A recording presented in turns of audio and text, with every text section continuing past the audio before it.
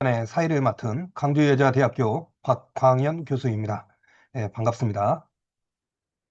지금 한창 이제 연휴 기간이고 또 공사가 다망하신 일정 중에도 이렇게 귀한 시간 내어주셔서 이렇게 참석해 주셔서 깊은 감사의 말씀을 드립니다. 이번 네 번째 섹션에서는 현대 사회의 안보와 위기 대응이라는 이제 주제로 네 편의 논문을 발표할 예정입니다. 첫 번째 주제는 어, 미래 육군 임무 전환에 관한 연구로 건양대 홍준기 교수님께서 발표를 맡아주시겠고요. 두 번째로는 이란 미국 전쟁의 비대칭 전략에 대한 쟁점에 대해서 강주여자대학교 법학연구소 연구원 윤세빈 연구원님이 맡아주시겠습니다. 세 번째로는 테러 방지법의 문제점과 개선 방안이라는 주제로 남이정 강주여자대학교 법학연구소 연구원님이 발표를 진행하겠고요. 마지막으로 이제 마지막이죠. 가장 중요한 거죠.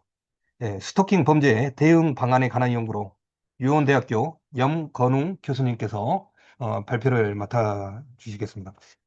우리 이제 마지막 주제니까 이제 좀 이제 빨리 끝내고 이제 주말을 쉬셔야 되는데 우리 기본적으로 봤을 때 현대 사회의 안보와 어떤 이 부분에 관한 주제는 매우 중요한 부분이라고 생각이 됩니다. 심리학자 뭐 메슬로우는 욕구 단계에서 생리적 욕구 다음으로 안전 욕구가 충족이 되어야 하지만 차츰차츰 이제 발전이 돼서 자아 실현까지 이르게 되는데 안전이 기본적으로 인프라가 이제 조성이 안 되면은 매우 혼란스럽게 되겠죠. 특히 현재 국제 정세는 이란 미국과의 어떤 전쟁으로 인해서 지금 국제 정세가 지금 좀 위험스럽습니다. 그래서 현재 우리나라의 군사력 부분에 대해서 이제 우리 육군 갈수록 인구가 소멸되고 있는데 이 육군을 어떻게 대응을 할 것인지 이 부분에 대해서 또 논의를 하게 되겠고 또 전쟁 또 쟁점이 있고 테러 방지법에 관한 쟁점이 있고 마지막으로 우리 사회 방위 안전을 위해서는 어떤 스토킹 처벌법이 최근 사회적인 화두로 제기가 되고 있는데 이 부분에 대해서 어떤 문제점이 있고 어떻게 대응해야 될지 이 부분에 대해서 살펴보는 시간을 갖도록 하겠습니다. 미래의 육군 어떤 국경 임무 전환에 관한 연구에 대해서 발표를 듣도록 하겠습니다. 준비되셨으면 시작하셔도 됩니다. 예, 안녕하십니까. 건양대학교 홍준기 교수입니다. 저는 오늘 미래 육군의 경계 임무 전환에 관한 연구를 주제로 발표를 드리겠습니다. 이 연구는 이재명 정부 출범 이후에 본격적으로 논의되고 있는 군구조 개혁의 핵심 과제 중의 하나인 육군 경계 임무의 전환 방향을 구체적으로 제시하는 연구입니다. 이 연구의 핵심 목적은 두 가지입니다. 첫 번째로 이재명 정부가 직면한 국방 환경의 변화를 인구 구조와 북한 위협, 첨단 과학기술 발전이라는 세 가지 축으로 분석을 하고, 두 번째는 국방 개혁에 관한 법률, 국방 개혁법이라고도 합니다. 제28조에 명시된 경계 임무 전환 과제를 이재명 정부에서 실질적으로 추진하기 위한 정책 방안을 제시하는 것입니다. 발표는 미래 안보 환경 변화 분석과 해양 경계 임무 전환, 대통령 경호처의 군 지원부대 개편, 기타 경계 임무 전환 순서로 진행하겠습니다. 현재 한국군이 안고 있는 가장 근본적인 문제는 상비 병력 부족입니다. 육군의 전투부대조차도 K-21 장갑차라든가 K9 자주포 등 첨단 무기 체계를 운용할 병력이 부족해서 훈련 때마다 인접부대에서 병력을 빌려오는 품앗이 현상이 지금 이 순간에도 벌어지고 있습니다. 이 문제의 핵심 원인 중에 하나는 국방개혁법 제28조에 법률로 명시되어 있는 경계 임무 전환 정책을 노무현 정부부터 시작을 해서 20년 동안 4개 정부에서 실질적으로 추진이 되지 못했다는 점입니다. 본 연구는 이 문제를 직접적으로 다루어서 이재명 정부 임기 내에 실행 가능한 정책 대안을 세 가지로 제시를 하였습니다. 기존 선행 연구들은 적정 상비 병력 규모를 통계적으로 산출하거나 병역제도 개선 방안을 제시하는 데 집중이 되어 있었습니다. 반면에 본 연구는 국방개혁법 제28조라는 법적인 근거를 중심으로 해서 경계 임무 전환을 통해 상비 병력을 절감하는 실질적이고 실행 가능한 정책 대안을 제시했다는 점에서 기존 연구와 명확하게 차별성이 있습니다.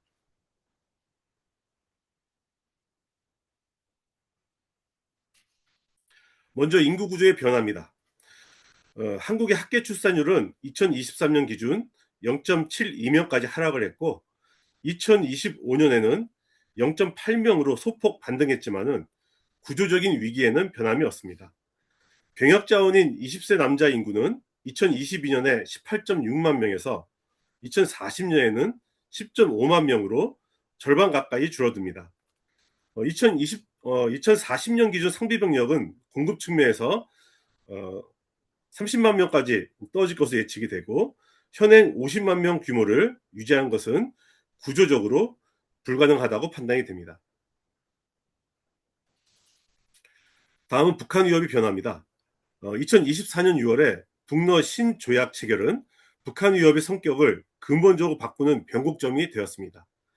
북한은 러시아에 병력과 포탄, 미사일을 지원하고 그 대가로 재래식 첨단 기술과 군함, 또 잠수함 건조 기술들을 이전받고 있습니다. 반면에 한국은 2040년에 30만 명으로 상비병력이 감소되는데 북한은 120만 명 수준을 유지하는 것으로 예측이 되고 있습니다. 남북의 상비병력 격차는 갈수록 벌어질 것으로 보고 있습니다. 이 사항은 우리 군이 하루빨리 전투 임무에만 전념하는 군으로 전환해야 한다는 것을 강력하게 요구하고 있다고 생각을 합니다.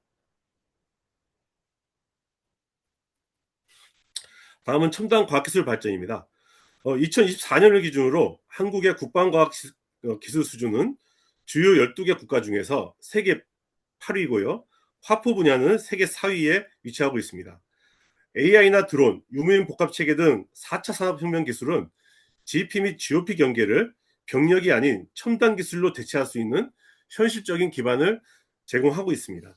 결론적으로는 병력이 줄어드는 것은 불가피한 현실이 되겠습니다. 그러나 우리에게는 이를 첨단 기술로 보완할 수 있는 충분한 영향을 가지고 있습니다. 해양경계 임무 전환은 2006년에 노무현 정부 때부터 국방개혁법에 처음 명시된 이후에 이명박, 박근혜, 문재인 정부를 거치면서 실질적으로 추진이 되지 못했습니다. 또한 윤석열 정부 때는 아예 이 정책을 계획에도 반영되지도 않았습니다. 20년간 4개 정부에서 방치된 법률상의 의무라고 봅니다.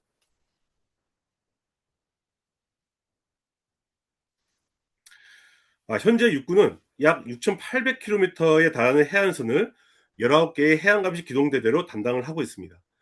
2021년 국방부 연구에 의하면 해양경계를 해양경비 개념으로 전환해서 해양경찰에 이관하는 것이 타당하다고 결론을 지은 바 있습니다. 본 연구가 제시하는 추진 방안은 3단계입니다. 2026년부터 27년까지는 대통령실 주도로 정부 합동협의체를 구성하고 목표 논도와 전환 조건을 결정을 해야겠습니다. 또한 2027년부터 2029년에는 시범부대를 운영하고 관련 예산을 반영을 해야겠습니다. 2030년부터는 단계적으로 육군의 해양경계를 해양경찰로 전환을 추진합니다. 이 정책이 완료되면 육군의 상비병력을 상당 규모로 절감할 수가 있고요. 동시에 해양경찰도 신규 인력 고용으로 대규모로 일자리 창출 효과도 기대가 되는 정책으로 판단이 됩니다.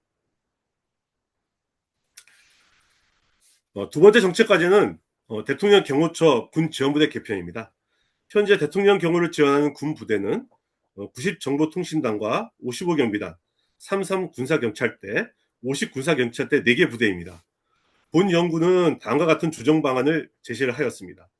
90정보통신단과 55경비단은 주익분단을 통해 병력을 감축하고 33군사경찰대는 경호 임무를 경호처로 이관하여 지원부대에서 해제를 하는 방안입니다. 또한 50군사경찰대는 대통령실의 청와대 복귀로 인해 기존 임무 자체가 소멸되었습니다. 따라서 해제를 하는 것이 타당하다고 판단을 하였습니다.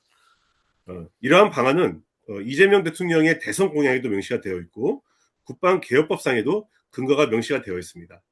1974년 군경 지원부대 창설 이후에 반세기 만에 이루어지는 대규모 개편이 될 것으로 판단됩니다. 세 번째는 인천국제공항과 세종시 특별 경비지역에 대한 경계 의무 전환입니다. 인천국제공항의 외곽 및 영종도 경비는 군에서 인천공항공사와 해양경찰로 전환을 추진하는 것이 타당하다고 생각을 했습니다. 또한 세종시는 중앙행정기관 23개와 소속기관 22개가 집중된 특정 경비지역입니다. 따라서 정부 청사관리본부와 경찰로 임무를 전환하는 것을 추진해야 됩니다. 이러한 세 가지 임무 전환을 통합 패키지로 동시에 추진할 경우에 육군의 상비 병력을 상당 규모로 절감이 가능하고요. 전투부대 편성의 완전성을 실질적으로 높일 수 있다고 봅니다. 지금까지 말씀드린 세 가지 경계 임무 전환 과제를 한 장으로 정리하면 이 슬라이드와 같습니다. 국방기업법 제28조를 공통근거로 해서 해양경계와 대통령 경호처, 인천공항 및 세종시를 통합 패키지로 추진하는 것입니다. 이것이 완성되면은 전투부대 편성의 완전성 구현과 화이트 투나잇 전투준비 태세 강화라는 두 가지 핵심 목표를 동시에 달성할 수 있습니다. 이제 연구 결과 결론입니다.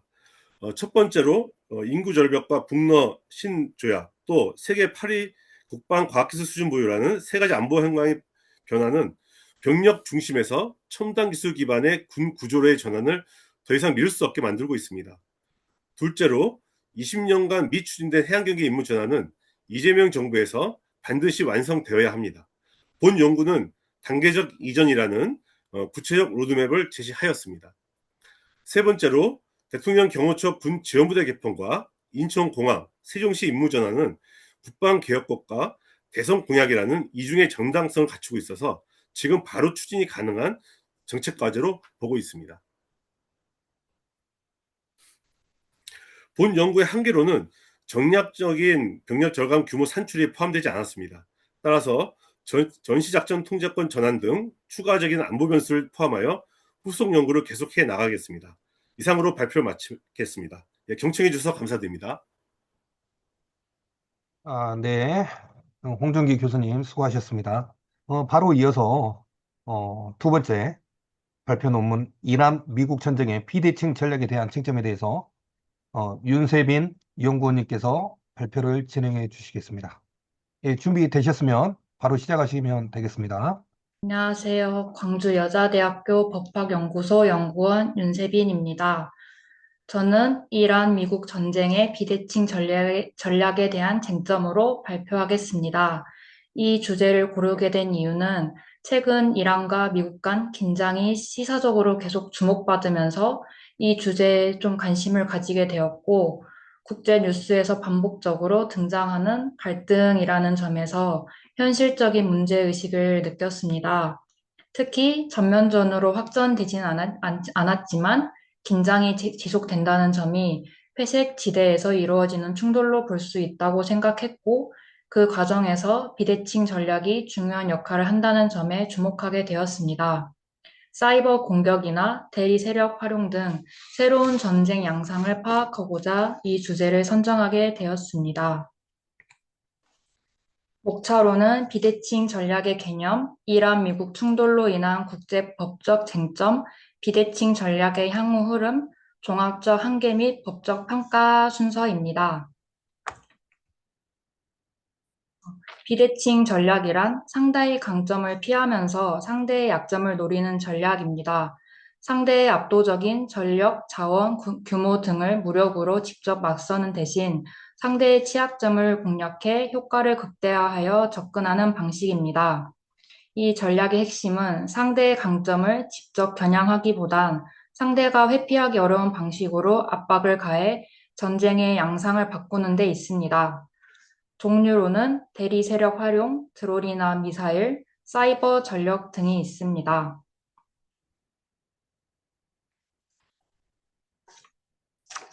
이란 미국의 충돌 쟁점 중 첫 번째 이유는 핵 무기 개발 문제입니다. 이란은 평화적인 목적으로 원자력 발전을 이함이지만 미국은 핵 무기 개발 가능성이 높다 평가한 것입니다. 두 번째는 중동 영향력입니다. 이란은 중동에서 이라크, 레바논과 같은 세력을 지원하면서 영향력을 높이기 위함이지만 미국은 이스라엘, 사우디아라비아 등 동맹국 중심으로 질서 유지를 위하고자 합니다.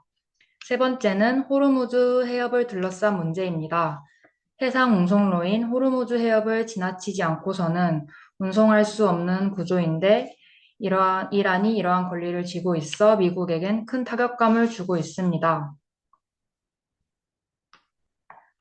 이러한 충돌의 국제법적 쟁점을 살펴보면 첫 번째, 누가 공격했는가에 대한 책임 귀속 딜레마가 발생합니다. 이란이 직접 공격하지 않고 이라크, 레바논 등의 무장 세력을 활용할 경우 이 공격을 이란의 국가 행위로 규정할 수 있는지에 대한 충돌이 발생합니다. 국제사법재판소 기준으로는 실질적 통제가 있어야 국가 책임이 인정됩니다. 하지만 이란이 독립 세력 행위로 주장하면 대리 세력의 공격은 누구의 책임인지 물을 수 없게 됩니다. 이란과 미국 모두 국제사법재판소의 당사국이지만 국가의 동의가 있어야만 재판이 가능하다는 점에서 실제 적용에는 한계가 있습니다. 두 번째로는 자위권 행사의 정당성 관련입니다. 유엔 헌장 제51조에 따라 무력 공격을 받았을 때 피해 국가는 자위권을 발동할 수 있습니다. 하지만 앞서 말했듯이 대리 세력의 공격을 이란의 공격으로 볼 수 있는가에 따라 미국의 군사적 대응의 합법성이 완전히 뒤바뀌게 됩니다. 세 번째로는 테러와 합법적 전투원 문제입니다. 비대칭전에 동원되는 이란 지원 세력을 어떻게 규정할 것인가입니다. 미국의 입장으로는 국가 정규군이 아닌 불법적 테러 조직으로 주장할 수 있지만 이란은 부당한 압박에 맞서는 정당한 저항 세력이라고 주장할 수도 있습니다. 마지막으로는 호르무즈 해상 봉쇄 관련입니다. 유엔 해양법 협약에 따라 국제 해협은 통과의 자유가 보장되어야 합니다. 이란은 기뢰, 나포 위협 등 회색지대 전술을 통해 부분적으로 통제를 하고 있으며 이에 미국은 해군 전력 증강, 다국적 연합 구축, 정찰 및 감시를 강화하는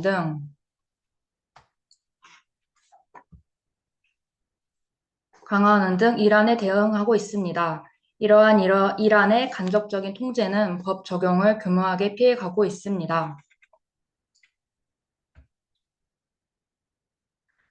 과거 국가의 이러한 비대칭 전쟁의 향후 핵심 흐름은 미국과 같은 강대국과 정면 승부가 불가능한 시대에 전면전 없이도 비대면적으로 상대를 마비시키는 방향으로 진화하고 있습니다. 과거 국가의 정규군 중심이었다면 향후 대리 세력을 이용한 비국가 행위자로 또 과거에 항공이나 전투기를 이용해 고비용이 들었던 과거와 달리 현재는 드론이나 해킹 등으로 보다 적은 비용으로 고효율을 끌어내고 있습니다. 과거에 군사기지가 주 타겟이었다면 향후 발전소나 금융, 인프라 쪽으로 타겟이 되고 또 전쟁의 결과로는 과거에 막대한 물리적 피해가 있었다면 향후 실질적 물리적인 전쟁 없이도 국가 기능이 마비되도록 변화하고 있습니다. 비대칭 전략의 종합적 한계로는 1번 구조적 한계가 있습니다. 현재의 국제규범은 근본적으로 국가 대 국가의 전면전을 상정하고 설계되었습니다.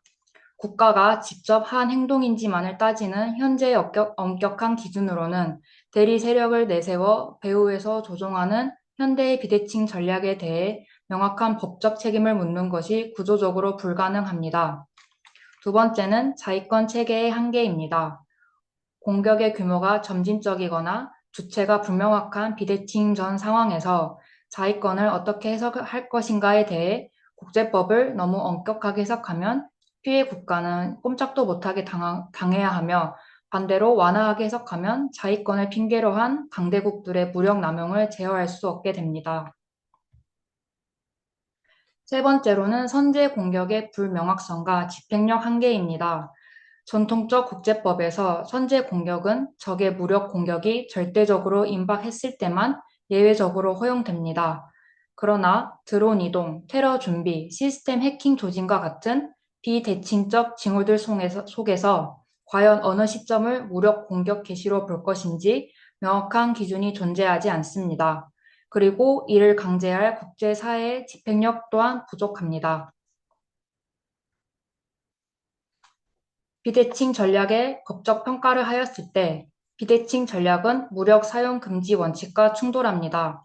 유엔 헌장과 충돌 가능성, 사이버 드론 등 비전통적 수단의 무력 해당성 논쟁, 국가 간 해석 차이로 법 적용에 불일치가 발생할 수 있습니다. 두 번째 평가로는 무력 공격 기준이 불명확하고 선제적, 예방적 자위권 인정 여부 논쟁이 발생할 수 있으며 비국가 행위자에 대한 자위권 적용 문제로 인하여 자위권 적용과 국가 책임 기준이 불명확하다는 점입니다. 세 번째로는 증거 확보 및 입증 부담과 비대칭 공격의 특성상 행위 주체의 특정이 곤란하다는 점으로 국제법은 비대칭전을 충분히 규율하지 못한다는 점입니다. 이 점을 토대로 국제법은 비대칭 전략을 불법으로 단정할 수도 완전히 통제할 수 없는 불완전한 규범 체계입니다. 개정이 이제 좀 필요하다는 의견을 덧붙이면서 발표를 마치겠습니다. 네, 테러 방지법의 문제점과 개선 방안에 대해서 발표를 하도록 하겠습니다. 마지막 네 편을 다 들으신 후 질의응답 있으면 그때 하도록 하고 바로 이어서 남희정 연구원님의 테러 방지법의 문제점과 개선 방안에 대한 발표를 듣도록 하겠습니다. 안녕하세요. 저는 광주여자대학교 법학연구소 연구원 남희정이라고 합니다. 오늘 테러 방지법의 문제점과 개선 방안에 대해 발표해 보겠습니다. 주제를 선정하게 된 계기는 최근 몇 년 사이 인터넷 테러나 외로운 늑대형 테러 사례가 증가하며 이런 사안을 다루는 법 제도가 어떻게 마련되어 있는지 궁금해졌고, 직접 테러 방지법을 찾아보면서 법 규정 곳곳에 논란과 허점이 존재한다는 사실을 알게 되어 이를 발표 주제로 삼게 되었습니다. 발표는 크게 5가지 순서로 진행됩니다. 본격적인 내용에 앞서 현행 테러 방지법이 어떻게 테러를 정의하고 있는지 먼저 살펴보겠습니다. 테러 방지법 제2조는 테러의 개념을 법률적으로 정의하고 있습니다. 이 정의는 유럽연합에 합의된 기준, 즉 대중에 대한 심각한 위협, 정부나 국제기구에 대한 부당한 강요 행위, 국가 국제조직의 기본 구조를 불안정하게 만드는 행위를 포함하고 있습니다. 그러나 문제는 이 정의가 지나치게 포괄적이라는 점입니다. 포괄적인 정의는 언뜻 넓은 상황을 커버하는 것처럼 보이지만 실제 사건에 적용할 때는 오히려 어디까지가 테러인지 경계가 불분명해지는 문제가 발생합니다. 현행법은 유엔 지정 테러 조직 중심이지만 현실적 안보의 위협은 국내 특수성을 반영한 신종 테러입니다. 정의가 과도하게 넓지만 정부 수집 대상은 지나치게 좁아 발생하는 이중 취향 공백이 있습니다. 3조 사망을 보시면 의심할 상당한 이유라고 되어 있는데요. 이 부분 또한 통상적 형사수사보다 낮은 증명력으로 기본권을 제한할 수 있는 불확정 개념입니다. 테러방지법 제17조 또한 테러 범죄의 가중처벌 조항을 두지 않고 일반 범죄와 동일하게 다루고 있습니다. 영국, 바레인 등 일부 국가는 테러단체 간행물 소지, 표지 사용, 재산 몰수, 이민 결혼을 통한 국적 취득자의 테러 행위 시 국적 박탈 등 구체적이고 엄격하게 처벌하고 있습니다. 외국의 입법을 살펴보면 테러단체에 가입을 선동하는 행위뿐 아니라 테러 범죄에 관련된 선동을 함께 형사처벌의 대상으로 하고 있습니다.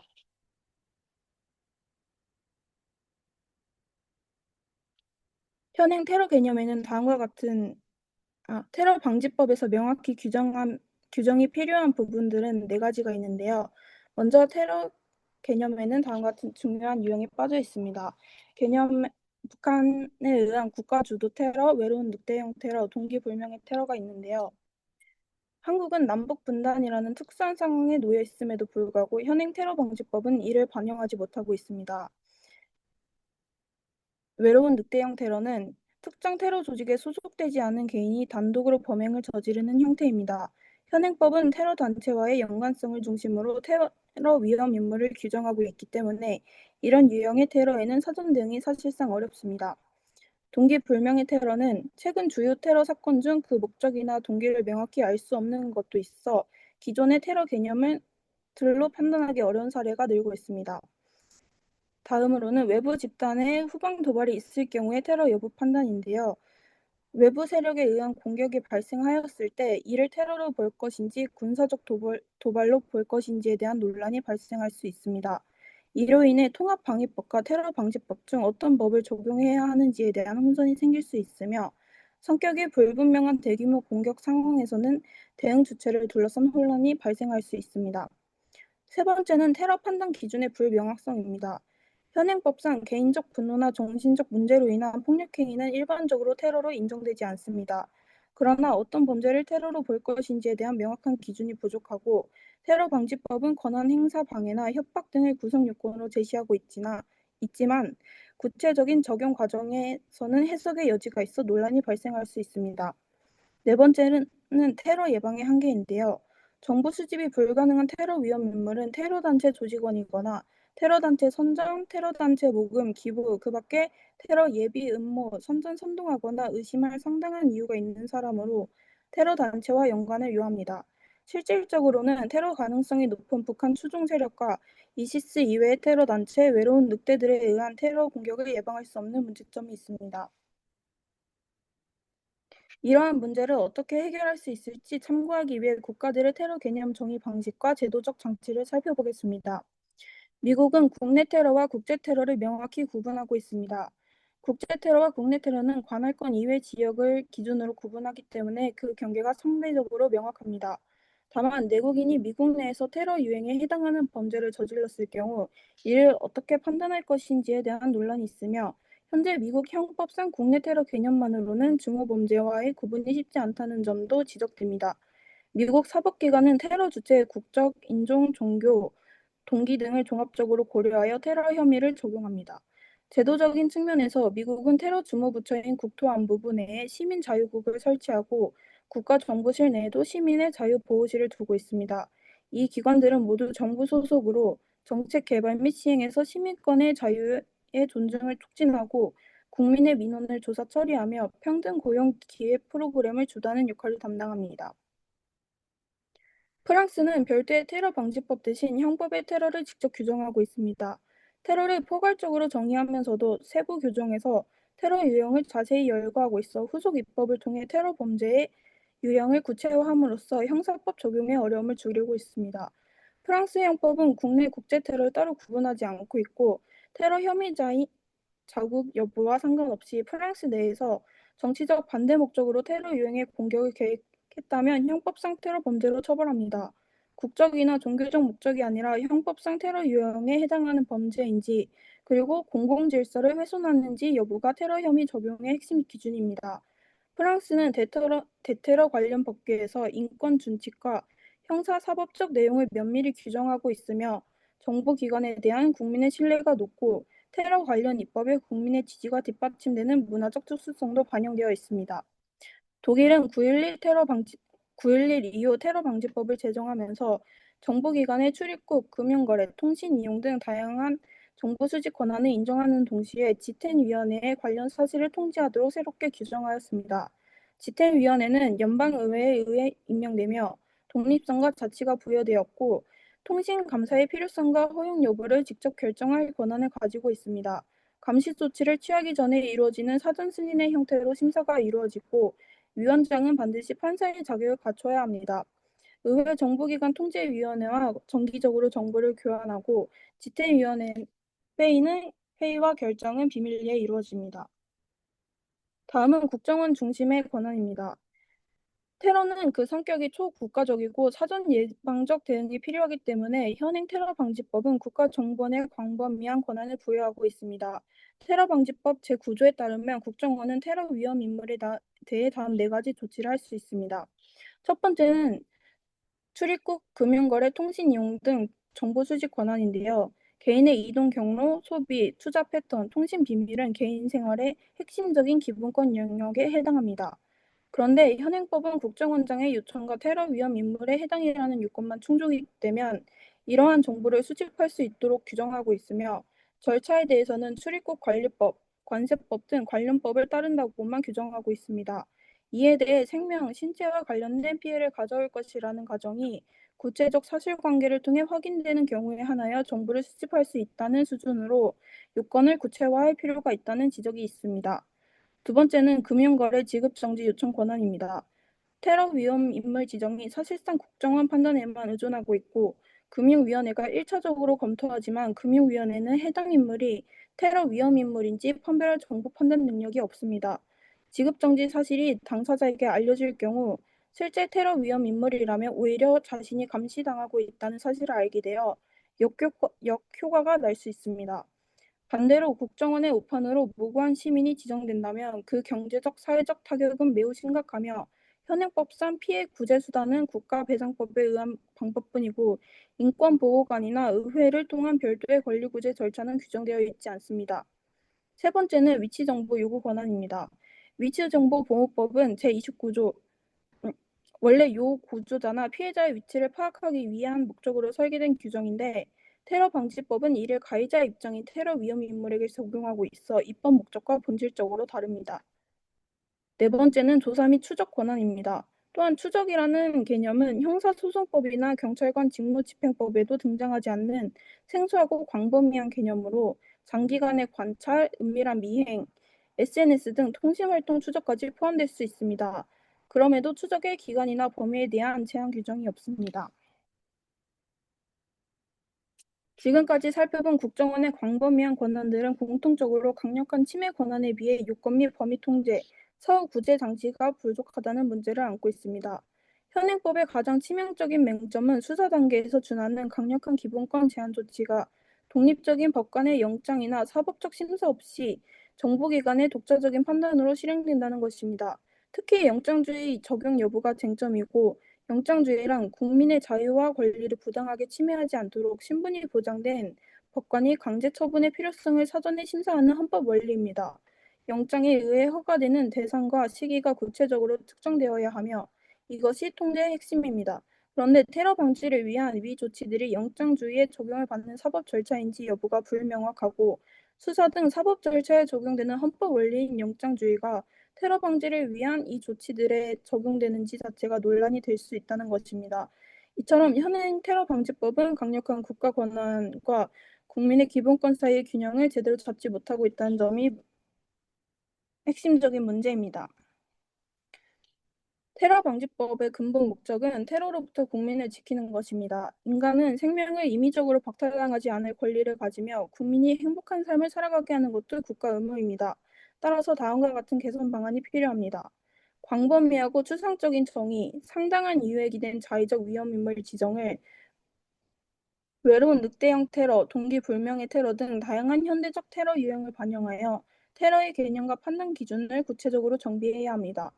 막연한 예비 및 음모가 아닌 대중에 대한 심각한 위협 등 구체적이고 임박한 위험으로 한정하고 북한 관련 국가 주도 테러, 외로운 늑대형 테러 등 실질적 위협 위주로 법적 정의를 재편해야 합니다.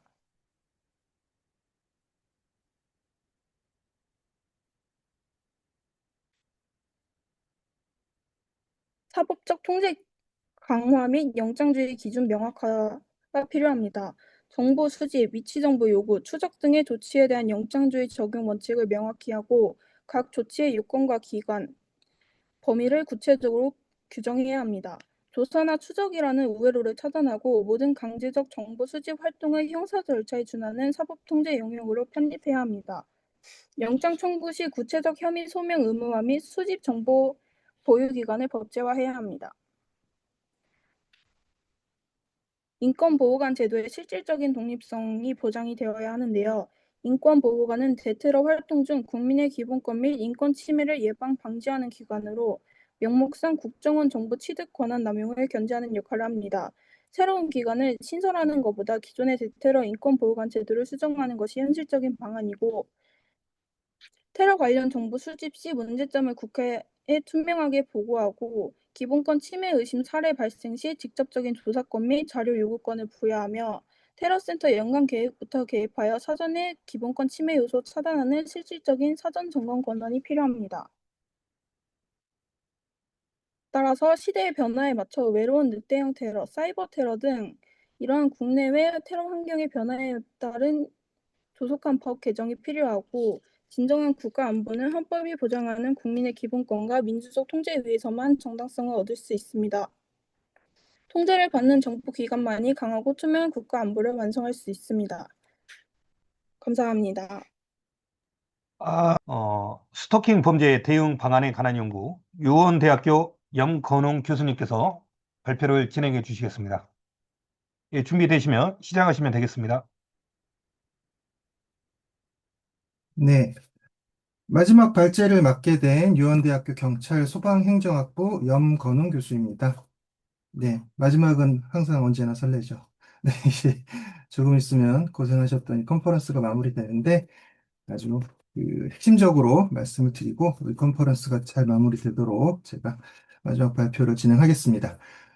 제가 연구한 주제는 스토킹 범죄 대응 방안 연구입니다. 최근에 2026년 3월 14일이었죠.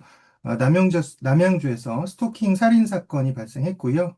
그 사건과 관련한 내용을 좀 말씀드리고 스토킹 범죄를 어떻게 우리가 대응해야 될지를 좀 말씀드릴게요. 자, 그 스토킹 살인 피해자 김훈 사건입니다. 남양주 스토킹 살인 사건이라고도 하고요. 이 김훈 사건은 스토킹 범죄 관리 부실과 허점을 여실히 보여준 사례입니다. 김훈은 범행 당시 다른 성범죄로 실형을 복역하였고 또 출소했습니다. 그래서 전자발찌를 부착한 상태였는데 피해자는 김훈을 스토킹으로 경찰에 신고했습니다. 그래서 지난 2월 21일에는 김훈이 자신의 차량 밑에 위치 추적 장치 2개를 붙여놓은 사실까지도 신고를 했습니다. 그러니까 스토킹 범죄 중에서도 조금 굉장히 집착이 심하고 악랄한 그런 범행이었다라고 볼 수가 있는데, 경찰은 이제 피해자의 신고에 따라서 김훈에게, 가해자 김훈에게 가정폭력 처벌법상 임시조치 2에서 3호와 스토킹 처벌법상 잠정조치 1에서 3호를 적용했습니다. 이 조치에 따라서 김은은 주거 및 직장 100m 이내 접근 금지 처분을 받게 되었고, 피해자에게는 스마트워치가 지급되었습니다. 그래서 이제 스토킹 관련 조치를 취한 이제 경찰 같은 경우는 이 정작 이제 가해자 김은이 다른 성범죄 전력으로 전자발찌를 부착한 사실을 몰랐습니다. 그래서 이는 이제 결국 살인을 막지 못한 결과로 이어졌는데, 이 문제점에서 이제 첫 번째 문제가 드러나는 거죠. 이제 경찰과 법무부의 정보의 벽에 가로막힌 결과다라고 이제 저는 보고 있는데, 이제 전체 성범죄자 중에서 전자발찌 부착 명령을 받은 범죄자는 1% 남짓에 불과할 정도로 이런 위험한 범죄 사안에만 부착 명령이 내려집니다. 근데 이제 전자발찌 부착은 법무부에서 또 관리를 하고 있기 때문에 피해자 담당 경찰이 이 내용에 대한 접근이 불가능했다라는 거죠. 그래서 이제 범죄 수사 권한을 갖는 사법경찰관의 경우 피해자의 전과를 조사할 수 있고 전자발찌 부착 명령을 받은 사실도 알 수 있었는데, 하지만 김문 같은 경우는 가정폭력 처벌 특례법이 적용됐고, 이 법은 형사처벌보다는 이제 피해자와의 분리조치 또 재발 방지에 초점을 두고 있다라는 점이죠. 그래서 결국 김우는 형사범죄 피의자로 다뤄진 사안이 아니었기 때문에 이 스토킹 담당 경찰이 그의 과거 전력을 알 수가 없었고, 결국 이번 사건에서는 제도적 허점이 크게 적용되었다라고 볼 수가 있는 그런 대목입니다. 그래서 이제 가정폭력법 같은 경우는 이제 가정의 어떤 해체를 방지하기 위한 것에 좀 중점을 두고 있다라고 보면, 스토킹 처벌법 쪽은 이제 피해자와 가해자가 명확하고 이걸 이제 범죄로 좀 인식하고 처벌 쪽에 더 역량을 강화하고 있는 법이라고 좀 참고를 해주시면 될 것 같습니다. 그래서 개인정보법이 시행됐습니다. 물론 사실은 지금 현재 같이 뭐 AI 시대까지 도래한 시대에서 이제 정보화 시대에 개인정보 유출은 굉장히 큰 문제죠. 그리고 또 이런 것들은 제도적으로 보호를 받아야 되고, 지금 현재 이런 제도적 보호장치 마련은 매우 바람직하다라고 보고 있습니다.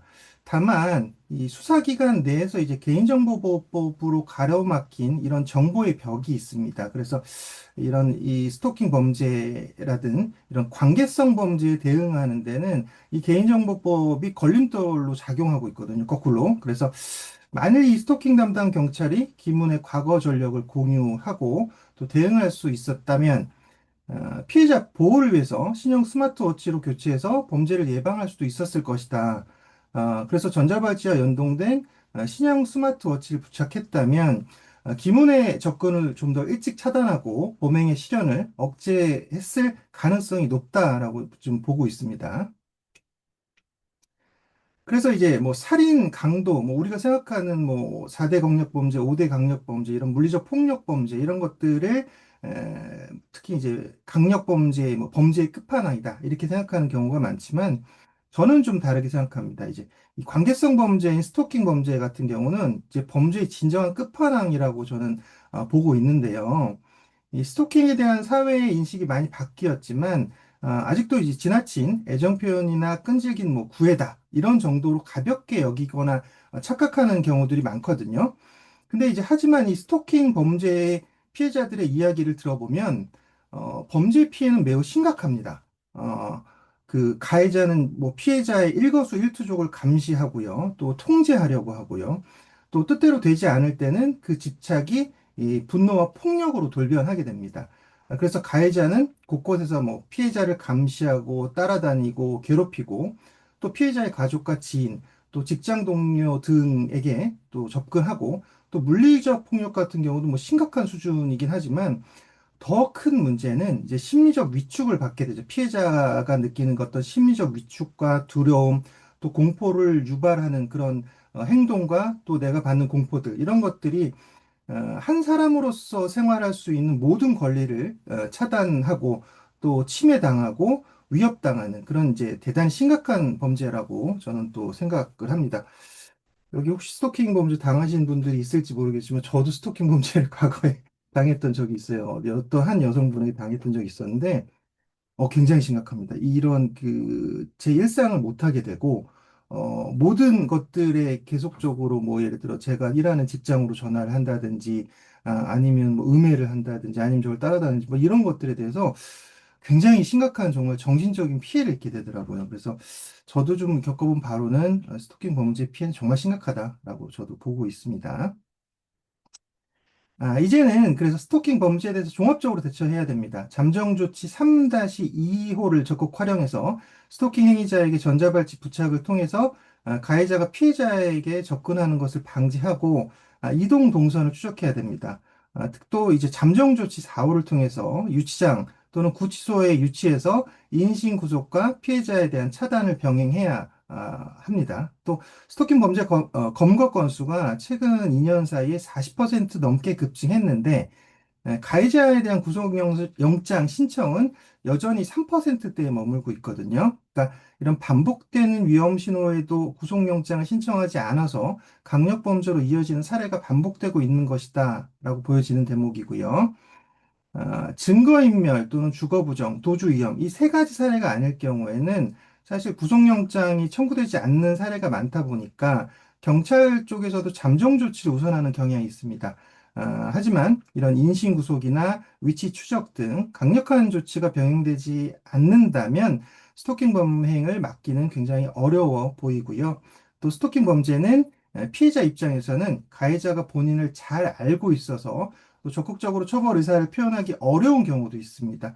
그러니까 이런 관계성 범죄의 특성을 바탕으로 해서 형사사법기관이 피해자 관점에서 영장 판단 기준을 재검토할 필요가 있다라고 봅니다. 네, 제 발표는 이상입니다. 아유, 수고하셨습니다. 네, 마지막까지. 뭐 간단하게 지금 4섹션에서 질의응답 있으시면 한번 말씀해 주시면. 예, 제가 한번 말씀드려도 예, 괜찮겠습니까? 예, 우리 좀 간단하게 하고 한번 해 계십니다. 주십시오. 예. 예, 남희정 연구원님 발표 잘 들었습니다. 저는 경운대학교 항공보안경영학과에서 근무하고 있는 조성구라고 합니다. 남희정 연구원님의 발표를 핵심적으로 딱 요약해보면, 개인정보와 국가안보의 어떤 것이 가치가 더 중요할까, 이런 관점으로 요약이 될 것 같아요. 이런 상황을 한번 말씀드려 보겠습니다. 예, 지금 남희정 연구원님 듣고 계신가요? 네네. 아, 네. 몇 해 전에 미국의 상원에서 구글의 회장이죠. 에릭 슈미드 회장이 미국의 NSA 국장을 불러놓고 강하게 좀 질타를 했어요. 왜 우리 고객들 이메일 다 들여다보느냐. 그러니까 이제 에릭 슈미드 회장의 질타에 있어서 키스 알렉산더 국장이 이렇게 답변을 합니다. 우리가 이거에서 2009년도 뉴욕 지하철 테러 막았습니다. 예. 요런 어떤 사회적 현상으로 끌어올릴 수가 있는 것 같아요. 그래서 요런 관점에서 좀 조화와 균형이 조금 필요하지 않나 이렇게 좀 생각이 되고 있고요. 방지법에서 가장 큰 문제가 테러 단체, 그러니까 유엔이 테러 단체로 지정한 그 조직원만 이제 테러리스트로 볼 수 있다라는 것뿐만 아니라 지금 이제 그 보안법이 이제 신념이라면 그 방지법이 이제 행위거든요. 그런데 이제 국정원 대공수 사건이 지금 넘어가면서 이 조화가 좀 많이 안 맞다. 이런 목소리들이 현장에서 많이 나오고 있습니다. 무슨 말이냐면 우리가 이제 일반적인 어떤 그런 뭐 사이버 범죄나 해외 연계 범죄 같은 경우에는 일반 우리 국민들이 경찰서에 가서 사건 접수를 해도 해결이 안 됩니다. 그러니까 일반 경찰서에 사이버 요원들이 경찰관들이 한 3분에서 한 4분 계신데 이분도 사이버 전문성이 많이 떨어집니다. 그래서 최근에 이슈되고 있는 것들이 뭐냐면 지금 뭐 CCTV 같은 것들이 이제 딥페이크 기술이나 인공지능 기술로 조작이 된단 말이죠. 그래서 인공지능 딥페이크 시대에 이런 사이버 해외 연계 범죄에 대해서 특별사법경찰관도 좀 부여해야 된다. 이런 목소리들이 좀 나오고 있다. 이런 말씀도 좀 드려보고 싶고요. 그래서 왜 그러냐 하면은 마약 범죄나 국제 범죄 이런 것들이 함께 맞물려 있는 것이 이제 보안법 수사권에 함께 이제 패키지로 묶여 있다. 이렇게 조금 말씀을 좀 드려보고 싶습니다. 네, 이상입니다. 예, 네, 감사합니다. 감사합니다. 그렇다면 교수님은, 그러니까 도청이라고 할 수가 있죠.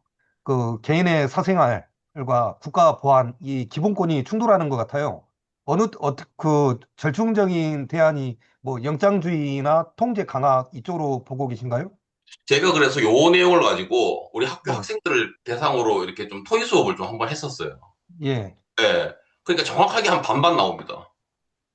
네, 한 아, 반반 나와요. 어느 쪽을 할지는. 네, 한 예. 반반, 정확하게 반반 나옵니다. 반반 예. 나오는데, 그러니까 이제 학생들이 저한테 물어보더라고요. 이제 교수님은 뭐, 이제, 어떻게 생각하시느냐. 그래서 예.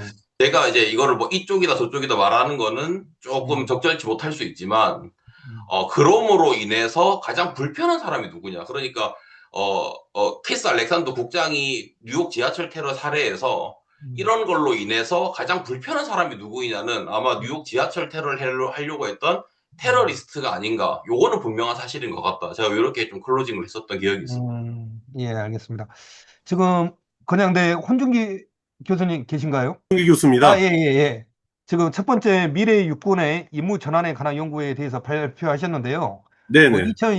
지금은 우리가 50만 대군이라고 하잖아요. 근데 이제 2040년 되면 30만으로 이제 준다는 말이에요. 이 시점에서 봤을 때, 이스라엘처럼 우리도 여성에 대해서 병역 의무를 강제하는 거에 대해서는 어떻게 생각하십니까? 아, 네. 그 좋은 질문을 해주셨습니다. 음, 저희가 2022년 기준으로 해서 한국군은 50만 명의 상비 병력을 유지하고 있는데요. 음, 2040년 기준으로 하면 이미 그 시기에 복무할 인원은 태어났습니다. 그래서 이미 결정된 미래라고 얘기를 하는데요. 그래서 약 한 30만 명 정도 선으로 저희는 이제 공급 측면에서 보고 있습니다. 근데 이제 여군의 어떤 국방 이제 병역을 의무화하는 문제는 그거는 이제 사회적 합의가 매우 필요한 사항이거든요. 그래서 그거에 대해서는 여러 번 논의가 됐으나 사회적 합의는 좀 상당히 좀 거리가 멀고요. 다만 저희가 이제 지금 추진을 하고 있는 것은 여군의 비율을 높이는 겁니다. 그래서 간부의 비율을 2027년까지는 약 한 15% 정도로 올리고요. 그 다음에 2030년 정도가 되면 약 한 20% 정도의 비율까지 올리면 간부 측면에서는 좀 어느 정도는 보완이 되지 않을까 이렇게 생각을 하고요. 그 다음에 제가 오늘 발표드린 것처럼 이제 그 인원수, 그러니까 병력 기반의 군구조보다는 이제 첨단 과학기술 기반의 군구조로 저희가 전환할 시점이 됐다 이렇게 보고 있습니다. 아, 예, 감사합니다. 이제 마지막으로 연건웅 교수님께 질문 하나 드리고 이제 마치는 절차를 거치도록 하겠습니다. 우리가 지금 교수님께서는 워낙 인기가 좋으셔서 스토킹도 많이 당하신 것 같은데요. 스토킹 처벌법에서 최근에 반의사 불벌죄로 이제 폐지를 했습니다. 이 부분에 대해서 좀 이게 전과자가 양상이 될 수도 있다 이런 우려가 있어요. 그러니까 간략하게 내가 너무 좋아서 쫓아다녔는데 스토킹 처벌법으로 뭐 징역형을 산다든지 벌금형을 받아버리면 이제 전과자가 된다는 말이에요. 여기에 대해서 좀 너무 심하지 않느냐. 지금 교수님께서 발표하신 내용은 살인사건과 강력사건까지 이어진 건데, 네. 대부분은 그렇게 강력 사건까지 이어지겠는가? 이 음, 점에 대해서는 교수님께서는 어떻게 생각하십니까? 네. 간호사 불벌죄 폐지에 대해서 찬성 반대에 네. 대해서 한번 말씀해 주십시오.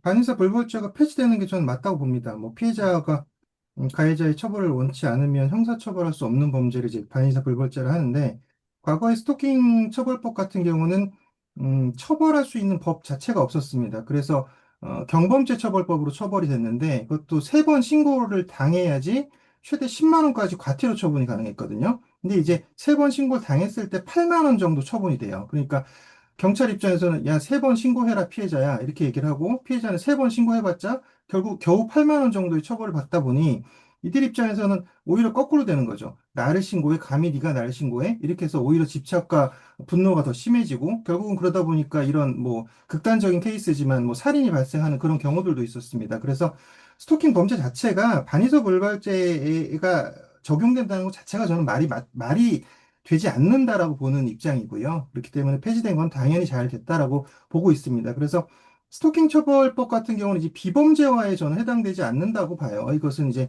비범죄화라고 하는 것들은 오히려 아까 범죄로 이게 처벌받지 않아도 될 그런 범죄들이 많이 처벌되고 범죄자가 양산된다 이런 이제 개념인데, 그런 것들에서 오히려 이 스토킹 처벌법은 벗어나 있는 그런 범주라고 봅니다. 저는 아까 말했듯이 기본적으로 5대 강력범죄, 뭐 살인, 강도, 뭐 강간 이런 범죄들보다도 더 지독하고 악랄한 범죄가 저는 스토킹 범죄라고 보고 있습니다. 개인적으로. 그렇기 때문에 이 범죄에 대해서는 사실은 사실 뭐 이 가해자에 대한 확실한 처벌도 필요하고요. 지금 현재 시스템상에는 이제 피해자를 보호하는 시스템까지 마련이 되어 있거든요. 예를 들어 스마트워치를 지급한다든지 그런 시스템들이 마련되어 있는데, 이 사실은 가해자에 대한 추적 조치가 안 되고 있었던 거예요. 그러니까 이 기문 사건이 대표적인 예인데, 가해자에 대한 추적 조치를 통해서 가해자가 피해자에게 접근하는 것 자체를 이제 막고, 그것을 이제 추적 관찰해야 된다는 이 문제점 중에서 아까 제가 말했듯이 법무부와 경찰의 이런 그 시스템상의 호환이 안 됐던 문제가 지금 발생한 것이다. 그렇기 때문에 이런 이 전자발찌 시스템은 법무부에서 관리하고 경찰 입장에서는 범죄자를 관리하니까 이 시스템이 공유가 되어야 된다라는 그런 얘기를 이제 말씀드린 거고, 이들은 이 스토킹 범죄의 가해자들 같은 경우는 저는 아까 말했지만 분리조치도 확실히 해야 되고 처벌도 확실히 해야 되고, 그 다음에 사회로부터 격리를 시키는 그런 어떤 부분까지도 이 스토킹 범죄자들에 대해서는 적용이 돼야 된다라고 생각하는 입장에서 방금 반의사 불벌죄 폐지를 찬성한다라는 말씀을 다시 드립니다. 예, 감사합니다. 약 이제 5분 정도 초과가 됐습니다. 이제 마무리하도록 하겠습니다. 마무리한 다음에 지금 조성구 교수님께 마이크 넘겨드리겠습니다. 이제 바쁘신 와중에도 이렇게 섹션에 참석해 주셔서 자리를 빛내주셔서 너무 감사드립니다. 뭐 덕분에 뜻깊은 발표회 장이 되었고요. 아무튼 이제 마지막으로 들숨의 건강을, 날숨의 재력을 얻으시고 사랑과 행복이 넘치는 5월이 되시기를 기원하겠습니다. 예, 마이크 넘기겠습니다. 감사합니다.